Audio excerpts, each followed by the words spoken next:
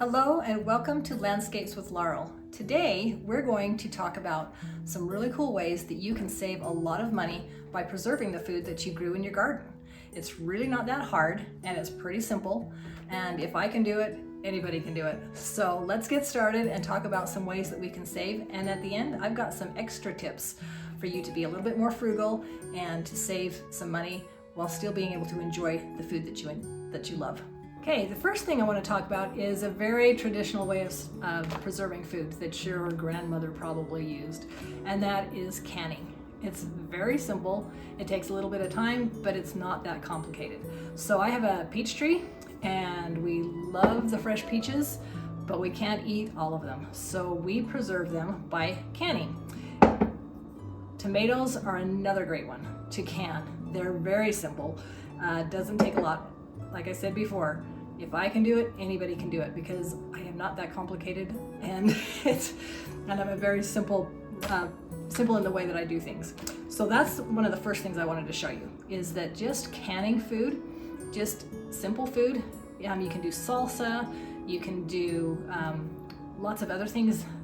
One of my favorite things that my grandmother used to make was pickled onions. I don't know if anybody had that, but it was wonderful. So there's a lot of really things that you can use, and you get to enjoy your garden all throughout the year. So it's in the middle of winter right now, and I'm still enjoying my garden. The next thing I want to talk to you about is freeze drying. So freeze drying, you think, well, I don't have a freeze dryer. Well, I went in with my daughter and we got a freeze dryer together, so that it didn't cost so much, and we just rotate back and forth and take things from our garden and do that. So this is one of these things that has really helped out. This is pumpkin puree that I was able to just freeze dry. So you reconstitute that and you make pumpkin chocolate chip cookies or pumpkin soup or anything that has just pumpkin. The next thing is zucchini. People complain all the time that they have so much zucchini and they're giving it away to their neighbors and they don't know what to do with it. Well, I want to show you a trick. If you will freeze dry your zucchini chips or use zucchini, it makes zucchini chips. And so you can just pull them out of the package, and instead of eating chips that are not necessarily helpful for you, you can have fresh vegetables that are crunchy. Whoops. I spit that out of my mouth, didn't mean to do that, but it's crunchy and it tastes wonderful because it's fresh zucchini. Just make sure you drink, whenever you eat anything that's freeze dried, just make sure that you drink a lot of water with that, because it'll take the water out of your body because it's freeze dried and doesn't have that. Other things I've done is that I've freeze dried my raspberries. I did another video on how to make raspberry jam, but I still have a ton of raspberries. I want to show you something.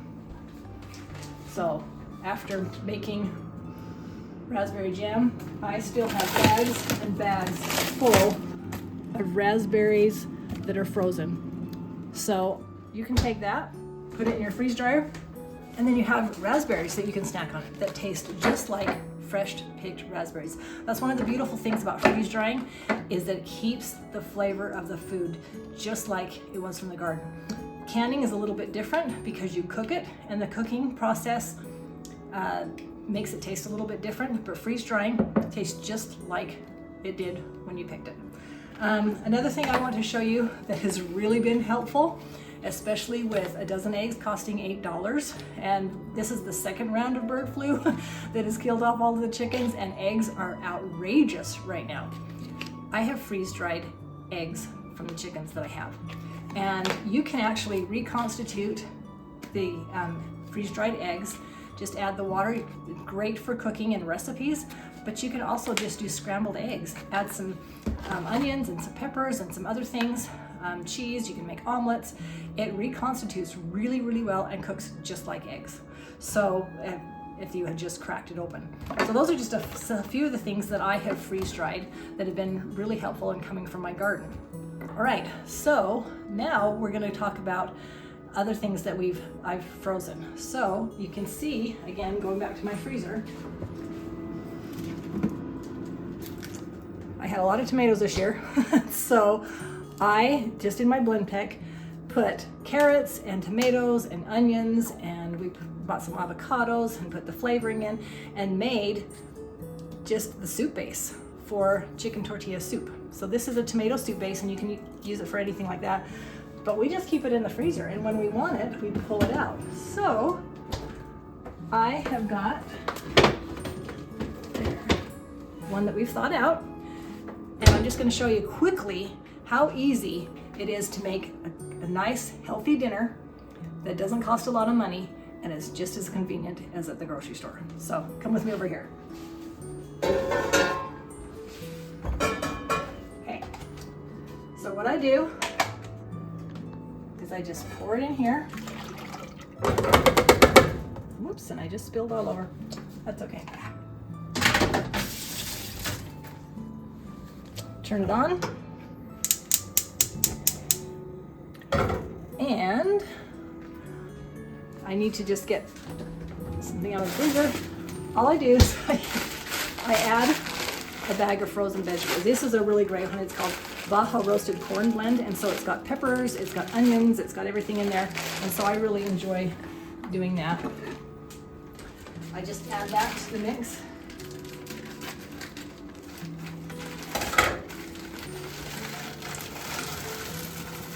You got your vegetables.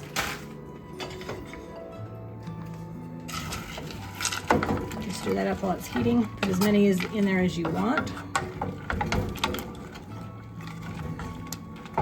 Doesn't take very long.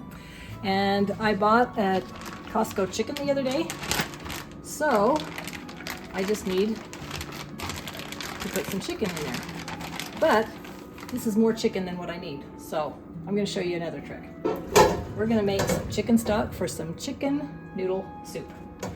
So I will cut up the chicken, we'll put it in there and see how that goes. Okay, so it's heating up quite well, and I took a little bit of chicken from the Costco chicken.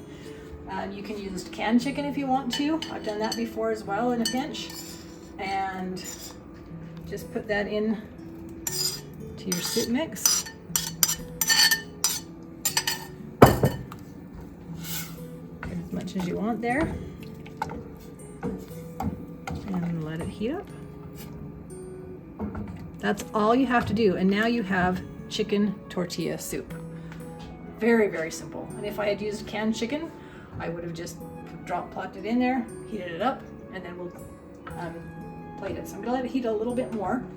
I wanted to show you how simple it is to make chicken stock. Ooh, there's a little bit of juice in here. Pour that in there. And all you do is boil everything.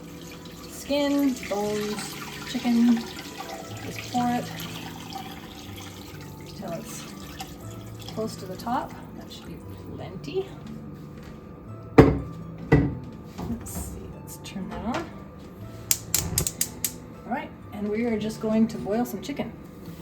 And that will take all of the nutrients out of the bones. It'll take the flavorings in the skin and the chicken, and it'll be wonderful. And you can freeze that as well, just like I did with the tomato base.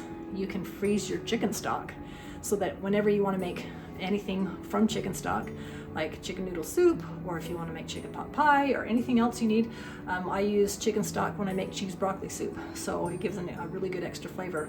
And I cook the broccoli in the chicken stock, so there's lots of things that you can do with that, and it saves a lot of money, and you're not spending the money at the store. I'd already bought the chicken, I already had everything. I just poured some water on it, and now I'm gonna have chicken stock. So that's one way of doing that. So as you can see that beautiful color in the chicken stock. The flavors and the nutrients are all seeping into that water. We're creating a wonderful, wonderful chicken stock. So I just let this sit and simmer for probably about 40 minutes, just letting it all ooze out. And then I'll take the chicken out, separate all the pieces, and then I'll just freeze the chicken stock. So that's all you have to do. And it creates a wonderful, wonderful dinner for your family. Okay, so the soup is all heated up, plenty warm. I am going to dish it up.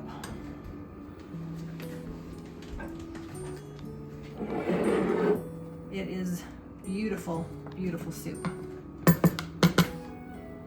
You can look at that, and it smells so good. The nice thing about having the pre-made soup base is that it's got all the spices, it's all got all the flavorings, it's got all of the vegetables and everything that you wanted in there.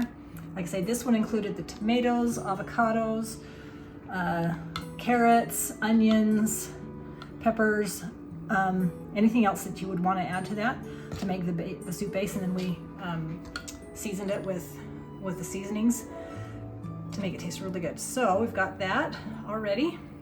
I topped mine off with sour cream.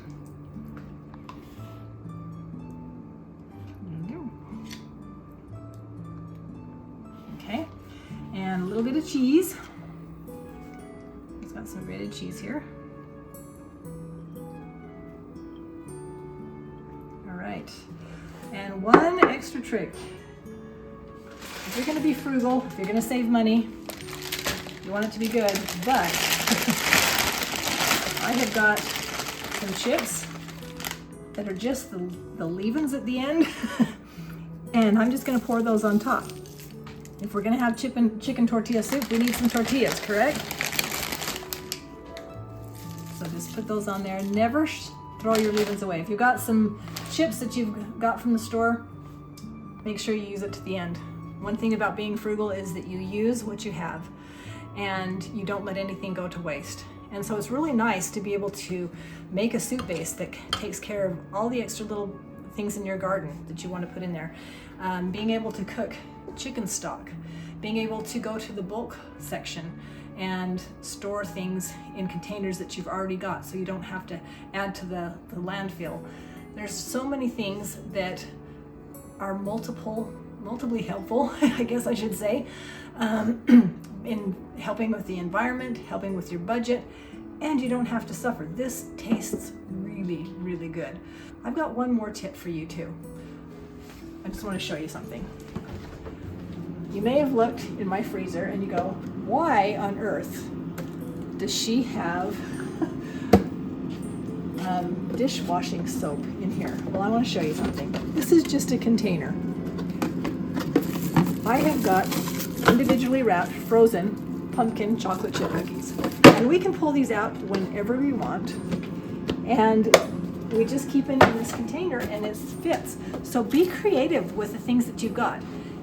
Like I say, if I can use something once beyond what it originally came with and was intended for, I have cut my waste in half. That's huge.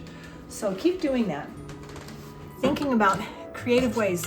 When comes springtime, plant your seeds in a container from cottage cheese or something like that. There's so many ways that we can use our garden, that we can save, that we can preserve, and that we can be frugal. So thank you so much for joining me today. I am looking forward to eating this chicken tortilla soup. It's gonna taste so good.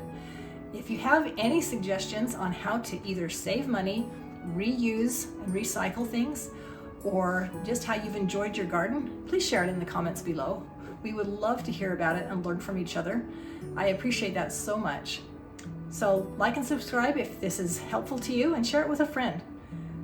So thanks again for joining me, and remember, keep growing.